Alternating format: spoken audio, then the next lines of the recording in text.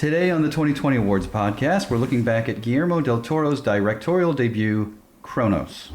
In 1536, fleeing from the Inquisition, the alchemist Uberto Fulcanelli disembarked in Veracruz, Mexico.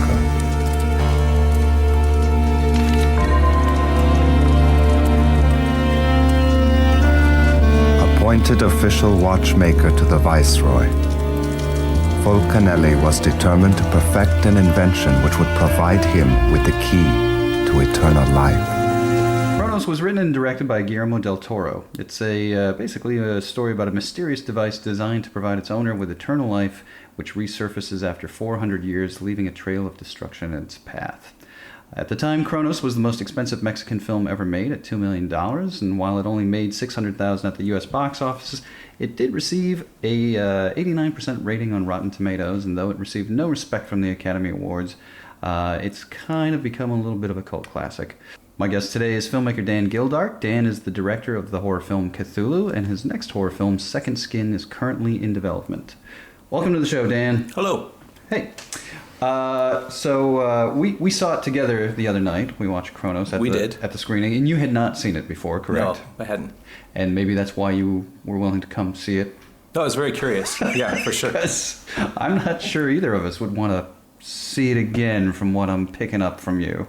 Yeah, I didn't know a lot about it going in, so I was curious to see what it was all about. Yeah. Do you have any idea what it was all about? Because I feel like we watched this movie less than a week ago, and I couldn't tell you a single thing that happened in the movie. Yeah, I have a hard time recapping it too. I mean, definitely there's a vampire type theme running through it. Basically, there's this weird little device that when you wind it up, there's a worm. There's a worm inside it that digs into your flesh and drinks your blood, and I think that keeps it alive. And like the blood cycles through the insect somehow in this watch device, and it purifies your blood. And is that what's going on? I think so. I mean, honestly, I have no idea. It also turns you into a vampire, but it just seems to turn you into an addict. Yeah, it seemed like the effect of the device was more almost like a heroin high or something. Once the machine plugged into them and purified their blood, which was interesting. Yeah, I don't know, man. I really had no idea what was going on in this film at all. It just seemed to kind of move forward very slowly, and I don't know. Yeah, it has a very European sensibility. It just kind of shuffles along, and you don't feel like it's in a big hurry to get anywhere. And I guess what I was really surprised to see is looking back that it had really positive reviews. Yeah. And I think a lot of fanboys still give it positive reviews because it's Del Toro, I'm guessing. Yeah, I think that's... My question is, did it have positive reviews when it came out, or was it more after the fact that Del Toro kind of... critics liked it, when it came out. Yeah, I remember hearing a lot of good things about it at the time, and I was kind of like, oh, I should check this out at some point. And 20 years later, I still hadn't seen it, and so I was like, all right. Is that why you picked it? No. Why did you pick this movie for the 2020 Awards? So here's the thing. So my first pick was, we wanted something for October. We wanted a Halloween theme kind of night at the movies. And so the first choice was going to be Nightmare Before Christmas. Oh, yes. But that's screening locally within the next week. That's always screening, yeah. Yeah. And then the second choice was Army of Darkness. Which is awesome. Which is screening next week. And Bruce Campbell's going to be in town to host that, and I was an extra in that, so I really... Oh, you were? Yeah, for a day. I wanted to talk about that. So my other question is, how many people showed up to see CRONOS aside from you two? There was, I think, 20 people there. Really? Okay. Yeah. The place was... Yeah. Well, that was well chosen then. Yeah. But yeah, it was not our first choice, and so it was like, all right, well, we're running out of kind of Halloween themes, and then CRONOS was up there. I hadn't seen it. I'd heard interesting things about it, so I was like, let's throw this up there. Well, I'm actually glad we saw it. I mean, I definitely, it really launched Del Toro's career, and I think that may have been why it was so popular that year. It seemed like this was a time period when foreign films were had more production value, were becoming more Hollywood, kind of embracing a Hollywood sensibility. Yeah. And I think the Hollywood critics kind of liked that. Maybe that's what it was. They were kind of coming into the fold. Right. I don't know. And certainly it's like, it's a vampire movie with a European flair to it.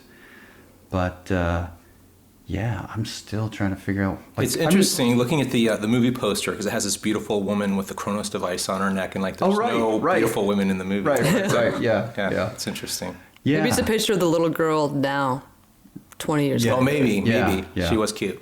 Yeah. Maybe she grew up to be a very maybe beautiful she woman. was beautiful. With a CRONOS device on her throat.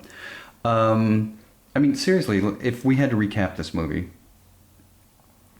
it starts off with this thing where they say, you know, this thing has been, even that, like the opening of the movie kind of it threw me immediately, and I It went, was a little hokey, especially since it was like in a really hokey English narration, yeah. and then it goes into the Spanish subtitles. right. But even the You could tell it was setup, kind of tacked on. It was just kind of Right. the setup was weird because it was like, there was a man that had a device that allowed him to live for a long time, and then he died,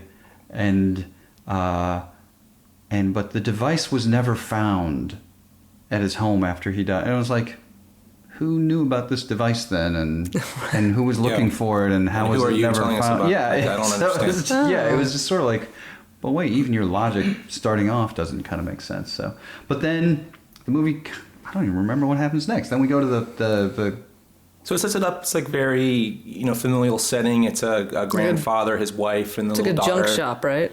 Yeah. Yeah. And it seems like they're very happy in their life, and then they go into his little junk shop.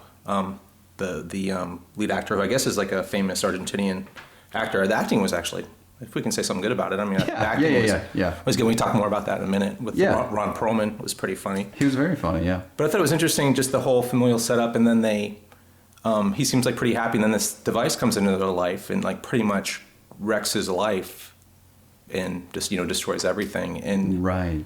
it wasn't something he was after, and you don't really understand like why him? or why he just doesn't give it Well, back. did the device just end up in his shop somehow? Yeah. Yeah, it seems So, like I mean, it makes an sense that that's where that device would eventually end up, like some thrift store. Yeah, but even that, but I mean, even in the sense, like thematically, why him? I don't know why. It wasn't like he was striving for, I wish I was young right. again. Or he was unhappy, or It just was he's like, doing fine. It He's could have just been ticking anybody. along. Yeah. And then there's this subplot, which was Ron Perlman works for his uncle. His uncle lives in this factory with this, like, his I guess he was super rich.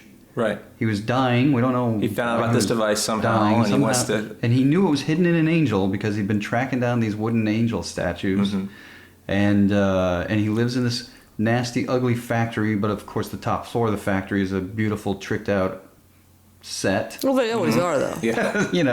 That has beautiful lighting and the finest amenities. And then All these angels wrapped in plastic. it looked very cool. Yeah. It's funny. All that stuff reminded me of Flatliners. Do you remember Flatliners? Yeah. And it was I sort of haven't seen like that forever, yeah. Yeah, it Yeah. was like these college students. You don't watch it yearly? Yeah. Flatliners? I did see it at the theater though. So, Yeah. But it was like that sort of thing where it's like, where's this castle that these Right. kids do experiments? The abandoned... The abandoned castle up On the hill. campus, You're yeah. right. And it was just like, Because they don't need more room on campus. and lots of plastic hanging down to shine light through. But it kind of felt like that to me.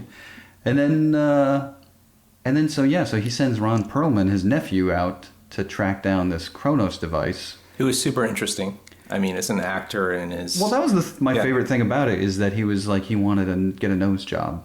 And so he was asking when he was buying the antique from the junk shop, he was holding up a profile of his nose. It was like potential noses he could get. It's like, what do you think? Do you like this one? Yes, it's a little subplot, but it was interesting. I mean, I really feel like this is Del Toro like finding his voice, and this is obviously an actor that he ends up working with in almost all his films. And I felt like they were kind of exploring this playful banter that is in all of his movies, and I'd imagine Perlman probably helps him, probably ad-libs and helps him write a lot of these parts and flesh them out. Right. So there was a little bit of silliness to it, but also I like feeling the director like working with this actor and developing this relationship. I thought was really interesting. Yeah. But then he's tracking down this device for his uncle. And again, I don't really understand what this device is supposed to do for his uncle. Was supposed Well, to it's supposed to make him live. Yeah, it's supposed to make him live, but I mean, there's just it's so funny because there's no tension. He comes and he shows, the grandfather shows up to the uncle, and he's like, give me the device, and he's thinks it's in the box, and it's not in the box, and he's like, well, you'll give it back to me because you're going to want to know how it works. Yeah. And you're like, okay, you're not going to go after him, or you just trashed his shop, but you're not going to go to his house and just get it. Yeah. Like, there's no real tension, there for him to give it back. Yeah. So I don't know. It was interesting. So it's just kind of like muddling along. Right. And then there's a big New Year's Eve party. We see the grandfather becoming more of a vampire, where he's addicted to blood, and that was kind of an interesting scene. We're in the bathroom because he's like somebody, I guess somebody had hurt themselves. Yeah, had a nosebleed. They had a nosebleed, and so he starts licking the blood off the floor of this guy, and then in the restroom, which was an interesting scene. And then Perlman comes along, beats him up, then kills him by throwing him over a cliff in a car. But then he's not really dead. There's a funeral that happens, and he comes back. He escapes before he's cremated, and then he comes back to his house, and like his granddaughter helps him do. I don't know. I felt like every moment, like a really good movie, you can go like, and then this happened, and then that happened, and this movie, I'm just going like, what happened next? I don't remember. It kind of muddles along, and even the whole overarching theme of the thing I wanted to go back to from a mythological standpoint is Prometheus. He obtains a power he's not supposed to have, and is punished for it. But that was, Prometheus was a very active character. He went for it. So this guy just kind of finds it and then just kind of muddles along until he's dying with his family, right. And it just wasn't very satisfying. Yeah. I couldn't get through 20, 30 minutes of this. Yeah, I was going to say, we walked in here and you were just watching it, and you were happy as hell to see us. Yeah, I'm glad you guys came on time. Yeah. I would have kept watching. And I think it's okay. Yeah, that's fine that you didn't want to watch it. I rarely will turn off a movie. I'm interested, again, like for Del Toro and the arc of his career and how he works and the elements that he was bringing into his film. You could see, another thing you could say about the film is just the, the art direction and like the world of the film. Like he already had a very good sense of like how to create a world, even if the world didn't really turn very fast, Yeah. I thought it looked good. It looked fine. Yeah, it looked all right. Good. It looked like a movie. It was pretty. I like the cinematography. Yeah, cinematography. Yeah, for that time period. Yeah. Yeah, I thought it was pretty good. Yeah. We saw it the other night at the Grand Illusion Theater. Grand Illusion is located in a converted dentist's office. It's Seattle's classiest, weirdest, and completely volunteer-operated cinema, screening the world's finest art house, foreign and revival films. Located in the University District, right across the street from the Jack in the Box. For more info, visit grandillusioncinema.org. And our other sponsor today is Honest Tea. Nature made it right, we put it in a bottle. Refreshingly honest, Honest Tea. Visit honesttea.com to find a distributor near you. Same old thing. I found another archangel. So what are you waiting for? No, not this time. This time you get somebody else to pick up your garbage. Not everything is garbage. Oh, no, not the little book again. This is not garbage. You know, they all look the same to me. That's part of the problem. Open your eyes. Look, this is different. This one will be mine. So, I did want to say one more thing about about the film that was interesting, and Del Toro again, and just how he works with children.